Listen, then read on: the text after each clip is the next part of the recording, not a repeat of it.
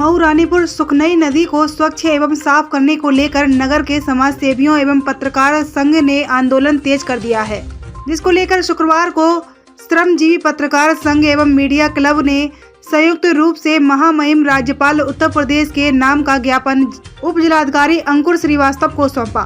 ज्ञापन देते हुए बताया कि नगर प्राचीन काल में अत्यंत समग्र व सांस्कृतिक नगरी रही है, लेकिन वर्तमान में यह नगर हर तरह से उपेक्षित होकर विकास से कोसों दूर है।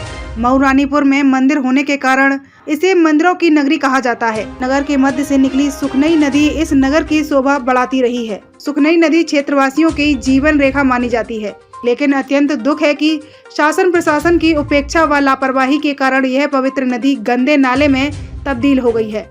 अत्यंत अतिक्रमण व भीषण प्रदूषण के कारण इस नदी का अस्तित्व खतरे में आ गया है। ज्ञापन में सुखनई नदी को प्रदूषण व अतिक्रमण से मुक्त कराकर नदी में स्वच्छ व निर्मल जल प्रवाहित कराने हेतु कार्यवाही करने व नदी में गिरने वाले नालों में सीवर लाइन से जुड़वाई जाए। ज्ञापन में अशोक गुप्ता, सौरभ भार्गव, जीत नायक, मुकेश सिंह, दिलीप, महेंद्र सिंह, रवि परिहार, राजीव दीक्षित, अभिषेक पाठक, कुलदीप रावत, विजय शर्मा, गजेंद्र सिंह आदि सहित के हस्ताक्षर हैं। आज आप लोगों ने किस मुद्दे को उठाया और किस संबंध में ज्ञापन दिया है? मऊ रानीपुर नगर के मध्य जो सुखनई नदी निकली है, ये पुरातन काल से मऊ रानीपुर क्षेत्र ही नहीं पूरे बुंदेलखंड की वैभव की प्रतीक रही है।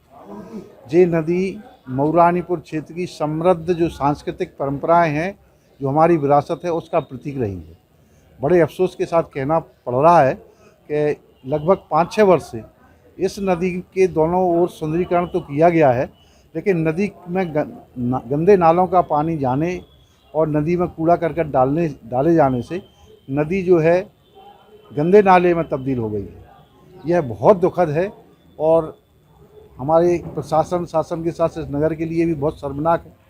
आज जिस नदी में जो नगरवासी क्षेत्रवासी नहाते थे, पूजा पाठ के लिए, पानी पीने के लिए ले जाते थे, वो जो है सूंघने लायक भी पानी नहीं बचा है।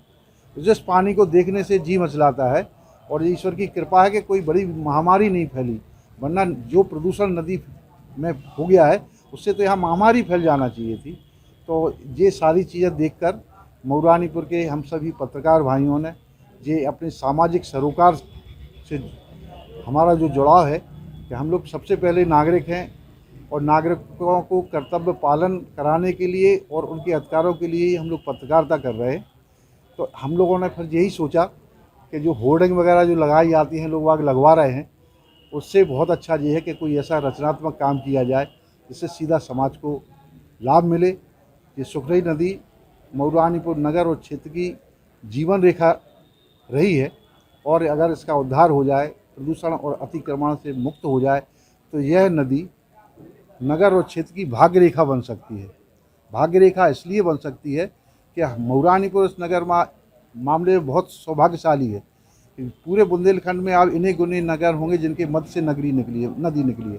तो मऊ रानीपुर नगर में नदी निकली अंदर से, दोनों तट हैं और इसको बहुत आकर्षक पर्यटक स्थल के रूप में हम विकसित कर सकते हैं।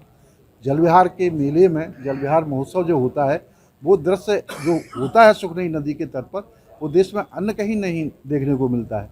100-150 प्रतिष्ठित मंदिरों की प्राण प्रतिष्ठित प्रतिमाओं का जब जो विहार होता है ब्रह्म मुहूर्त में, वैसा अलौकिक दृश्य क्या देश में कहीं दूसरी जगह देखने को मिलता है?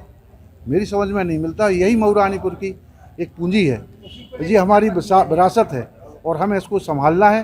जब हम लोग आवाज़ उठाएंगे तभी तो जागेंगे। मैं कहने में कोई हर्ज नहीं है कि आज तक किसी